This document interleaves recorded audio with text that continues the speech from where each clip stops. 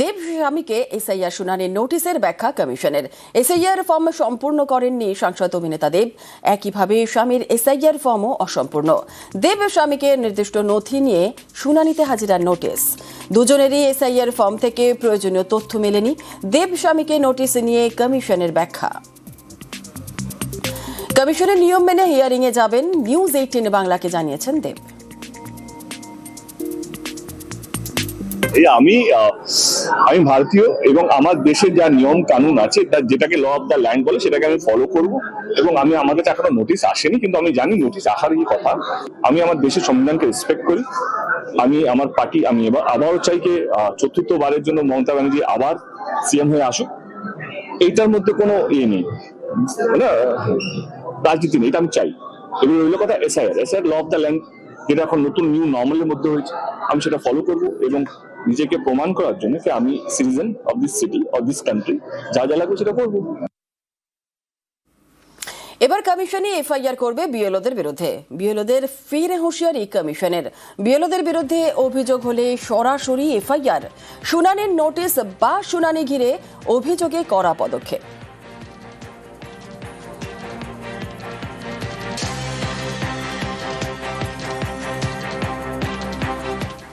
SIR হয়রানি নিয়ে ফের কমিশনে তৃণমূল সিইওকে স্মারকলিপি। এসআইআর হিয়ারিং এর নামে আতঙ্ক ছড়ানোর অভিযোগ।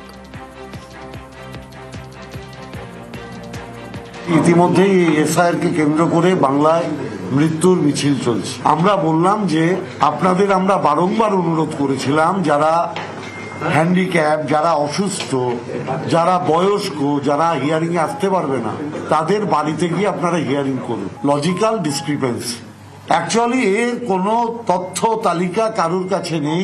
একটা বিধানসভায় প্রায় 40 থেকে 50 হাজার লোককে হিয়ারিং এ ডাকতে হবে। আপনি বলুন তো 1 ফেব্রুয়ারির মধ্যে শেষ করা সম্ভব? পুলিশকে হুঁশিয়ারি সুকান্তর। বাঁকুড়ার তালডাংরায় সভা থেকে হুঁশিয়ারি। তালডাংরায় আক্রান্ত বিজেপি কর্মী, তৃণমূলের বিরুদ্ধে মারধরের অভিযোগ। এইখানে দেখছেন তো নীল রং, আপনাকে আমি স্পষ্ট বলে যাচ্ছি, আমার জেলা সভাপতি যাবে, এফআইআর নেবেন, এই অপরাধীদের বিরুদ্ধে উপযুক্ত ব্যবস্থা নেবেন। যদি না নেন আপনার থানার এরকম অবস্থা করবো আমি এসে। আপনার থানা কিন্তু আর ভালো থাকবে না, এই গ্যারান্টি দিয়ে গেলাম। পরিষ্কার বলে যাচ্ছি, আমার ছেলের গায়ে যদি হাত পড়ে পাল্টা হিসাব হবে। কোন ভারতীয় জনতা পার্টির কর্মীদের গায়ে হাত দিলে তৃণমূল কংগ্রেসের সেই তাদের পাল্টা ব্যবস্থা হবে। আইসি সাহেব আপনাকে আরেকবার বলছি, এসপি কে এখানে তাকে বলে দিচ্ছি, এসে লাগাতার এমন ধর্ণা করবো এবং আপনার থানার এমন অবস্থা করবো, এই থানা বলে আর কেউ চিনতে পারবে না, কুরুক্ষেত্রে যুদ্ধক্ষেত্র মনে হবে। রাইসিকে হুঁশিয়ারি সুকান্তর। আর মারধরের অভিযোগ অস্বীকার তৃণমূলের।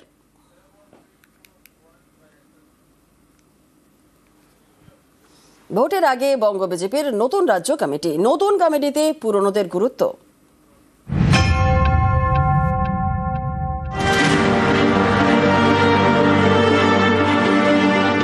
পুরনো চাল ভাতে বাড়ে, পুরনো নেতায় কি ভোট বাড়ে?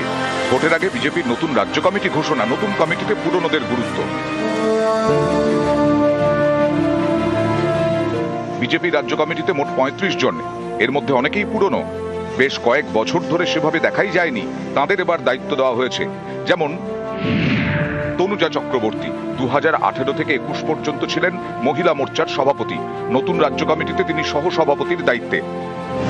রাজু বন্দ্যোপাধ্যায় এবার সহ সভাপতির দায়িত্বে।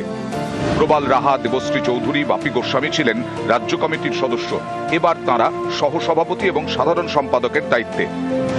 মহিলা মোর্চার সদস্য ছিলেন শশী অগ্নিহোত্রী, তাকে করা হলো সাধারণ সম্পাদক।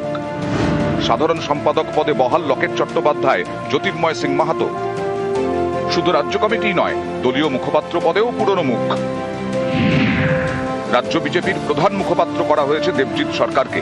রাজ্য সভাপতি হওয়ার আগে এই পদে ছিলেন শ্রমিক ভট্টাচার্য।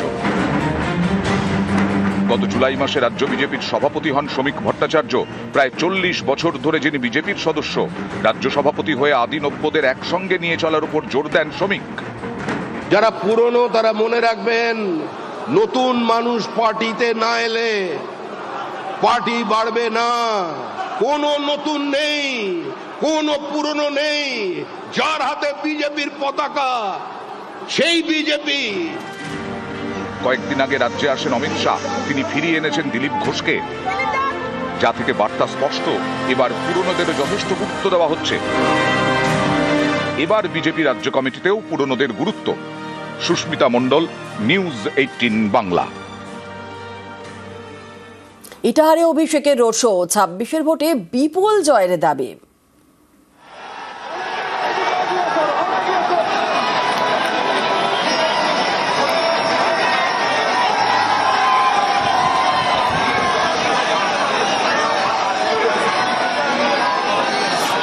ইটাহারে অভিষেকের রোড শো, 26-এর ভোটে বিপুল জয়ের দাবি অভিষেক বন্দ্যোপাধ্যায়।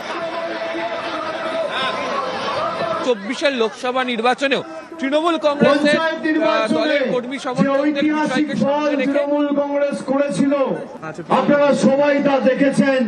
কার্যত পঞ্চায়েতের জয়ের খুঁটি পুজোটাই ইটাহারে করেছিলাম, আর আগামী 26-এর চতুর্থবার জয়ের খুঁটি পুজোটা আজকে এই মাটিতেই করে দিয়ে গেলাম আপনাদের সকলকে সাক্ষী রেখে।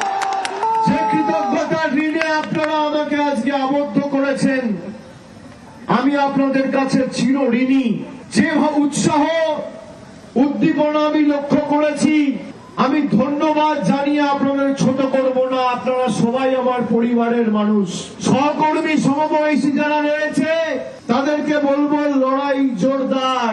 তৃণমূল কংগ্রেসের ক্ষমতা কি, ইটাহার তো ট্রেলারটা দেখালো, আগামী দিন পুরো সিনেমাটা দেখাতে হবে।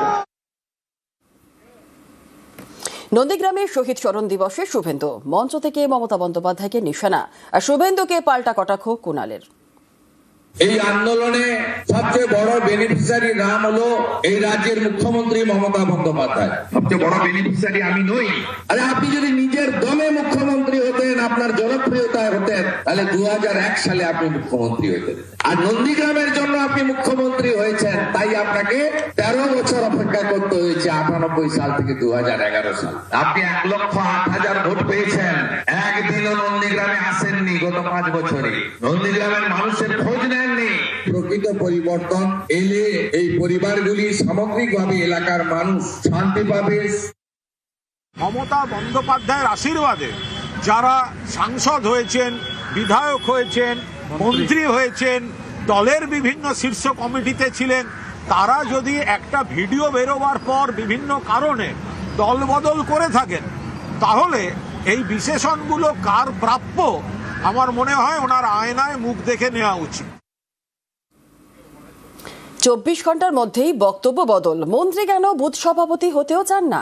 গতকাল মন্তব্য দিলীপ ঘোষের, মঙ্গলবার রানাঘাটে মন্ত্রী হওয়ার ইচ্ছে প্রকাশ।